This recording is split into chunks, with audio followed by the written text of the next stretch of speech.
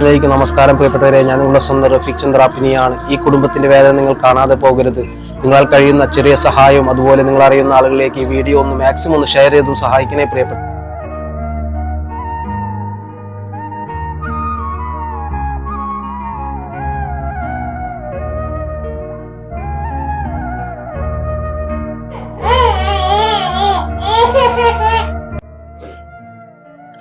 എല്ലാവരും എൻ്റെ മോൾക്ക് വേണ്ടി സഹായിക്കണം.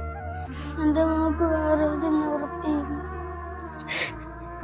6 മാസം അങ്ങനെ നമ്മളിവിടെ വന്നു. 2 മക്കൾ മാത്രം സ്വന്തമായിട്ടുള്ളൂ. ഇനി ഇവരും കൂടെ പോയി ഞങ്ങൾക്ക് മഴക്കല്ലാണ്ട് വേറെ നിവൃത്തിയില്ല. ഞങ്ങക്ക് ഒരുപാട് പൈസ ഞങ്ങൾ ഇപ്പൊ തന്നെ ചെലവാക്കി കഴിഞ്ഞു. നിങ്ങൾ കാരുണ്യം ഉണ്ടെങ്കിൽ എന്റെ മോളെ ഇനി പൂർവാധിക ശക്തിയോടെ തിരിച്ചു വരാൻ കൊണ്ടേ പറ്റൂ.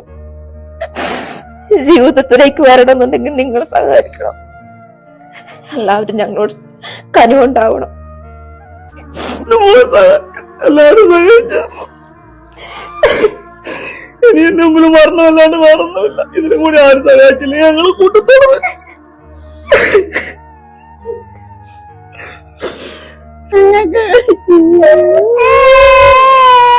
എല്ലാരും നിങ്ങളെ സഹായിക്കണേ. അസ്സലാമു അലൈക്കും വറഹ്മത്തുള്ളാഹി വബറകാതുഹു. പ്രിയപ്പെട്ടവരെ, ചിറക് മുളക്കും മുൻപേ വേദനകൾ സഹിച്ച് ഈ പൊന്നുമോളുടെ ഇന്നത്തെ അവസ്ഥ കണ്ടാൽ ഹൃദയമുള്ളവരെ കരഞ്ഞു പോകും. ഇത് ഐഷാനി മോൾ, വെറും 2.5 വയസ്സ് മാത്രം പ്രായമുള്ള ഈ പൊന്നുമോളുടെ ഇന്നത്തെ ഈ ഒരു കാഴ്ച ഹൃദയമുള്ള മലയാളി സമൂഹത്തിന് കണ്ടു നിൽക്കാൻ പോലും കഴിയാത്ത ദയനീയമായ ഒരു കാഴ്ചയിലേക്ക് മാറി. അതീവ സുന്ദരിയായിരുന്നു ഈ പൊന്നുമോള്. ഈ ഫോട്ടോ കാണുമ്പോൾ നിങ്ങൾക്കറിയാലോ. എന്നാൽ ഇന്നത്തെ ഈ അവസ്ഥ കണ്ടാല് ഹൃദയം പൊട്ടി കരഞ്ഞു പോകുന്ന ഓരോരുത്തരും.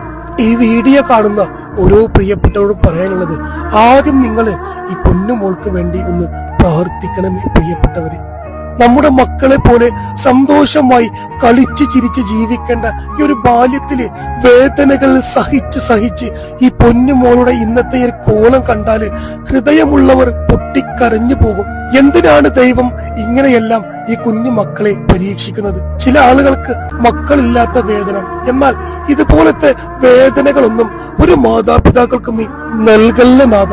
നമ്മുടെ മക്കളെ പോലെ കളിച്ച് ചിരിച്ച് സന്തോഷമായി ജീവിക്കുന്ന ഒരു പൊന്നുമോളായി തിരിച്ചു വരാൻ വേണ്ടി ആ പൊന്നുമോൾക്ക് വേണ്ടി പ്രാർത്ഥിക്കണമേ പ്രിയമുള്ളവര്. പായം ഗ്രാമപഞ്ചായത്ത് പ്രസിഡന്റ് പി രജനിയാണ്. പ്രിയപ്പെട്ടവരെ, അജീഷ്, ജിംഷ എന്നിവരുടെ മകൾ